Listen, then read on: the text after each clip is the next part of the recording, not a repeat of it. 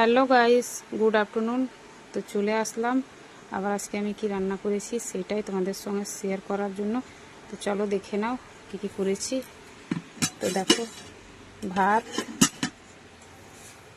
আর করেছি এই যে দেখো বেগুন ভাজা আর লাউ পোস্তটা কালকে কারি। তো ছেলে মেয়ে তো খায় না, আমি খেয়েছি আর দেখো এতটা বেঁচে আছে, আজকে হয়ে যাবে। আর ডাল, তো ডালটাও খুব একটা করিনি, মানে ছেলে মেয়ে খাবে, আমি আজকে ডাল খাবো না। আর আমের চাটনিও আছে, আজকে হয়ে যাবে। আর তরকারিতে করেছি দেখো ডাঁটা, আলু, পুরুল, বেগুন, টমেটো দিয়ে তরকারি করেছি। আর আজকে আর একটা নতুন জিনিস আছে, তো আমাদের এদিকে তো খুব একটা পাওয়া যায় না, তো কাল মার্কেট গেছিলাম তো পেয়েছি, তো নিয়ে এসেছি। এই যে দেখো মিষ্টি দই, দেখেছো কালারটা কত সুন্দর।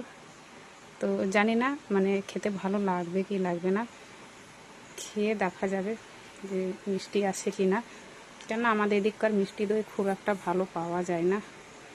তো বন্ধুরা, আবার আজকের আমার রান্নাবান্নার মানে মেনুটা তোমাদেরকে কীরকম লাগলো অবশ্যই কমেন্টে জানিয়ে দেবে।